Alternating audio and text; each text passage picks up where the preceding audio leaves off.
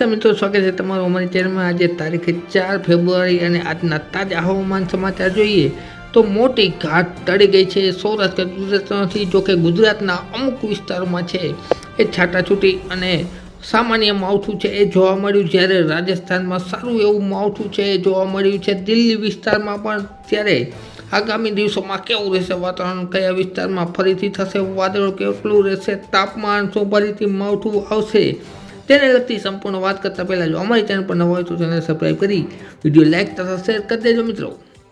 તારીખે 5ના તાજા હવામાન સમાચાર જોઈએ તો તાપમાન સૌરાષ્ટ્રના વિસ્તારોમાં છે એ 25થી લઈ અને 27 ડિગ્રી જેટલું મહત્તમ તાપમાન જોવા મળશે। જોકે સવારે અને સાંજે ગુલાબી ઠંડીનો અનુભવ થતો જોવા મળશે। જ્યારે કચ્છની વાત કરીએ તો કચ્છમાં પણ 26થી લઈ અને 27 ડિગ્રી જેટલું તાપમાન જોવા મળશે।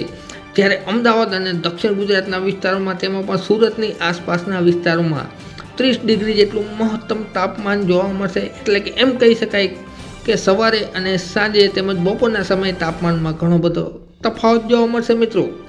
ત્યારબાદ મિત્રો તાપમાનને લગતી વાત કરીએ તો તારીખ 7 ફેબ્રુઆરીના રોજ તાપમાનમાં ફરીથી 1 ડિગ્રી જેટલો સામાન્ય વધારો થતો જોવા મળશે। જેમાં સામાન્ય તાપમાનને અનુલક્ષીને મહત્તમ તાપમાન છે એ 28થી લઈ અને 29 તેમજ 30 ડિગ્રી જેટલું જોવા મળશે।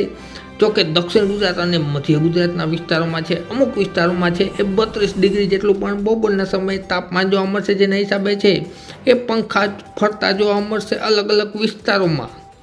ત્યારબાદ મિત્રો 8 ફેબ્રુઆરીની વાત કરીએ તો ફરીથી તાપમાનમાં 1 ડિગ્રી જેટલો વધારો થતો જોવા મળશે। જેના હિસાબે મધ્ય ગુજરાત અને દક્ષિણ ગુજરાતના સેન્ટરોમાં છે 32થી લઈ અને 33 ડિગ્રી જેટલું તાપમાન છે જોવા મળશે।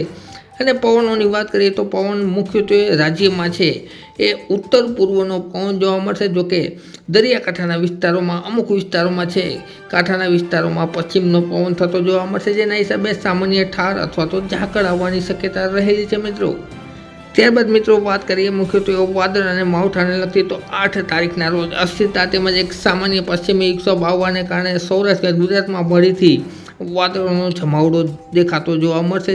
પરંતુ આ વાદળો છે મોટે ભાગે કસરૂપી વાદળો જોવા મળશે। જોકે કોઈ માવઠાના વાદળો નથી, પરંતુ મધ્યમ લેવલના વાદળો છે એ અમુક વિસ્તારોમાં જોવા મળી શકે છે। દાહોદ, વડોદરા તેમજ અમદાવાદની આસપાસના વિસ્તારોમાં છે એ સામાન્ય માવઠાની એક્ટિવિટી થતી જોવા મળી શકે છે, સામાન્ય છાટછૂટ જોવા મળી શકે છે મિત્રો તારીખ 8ના રોજ।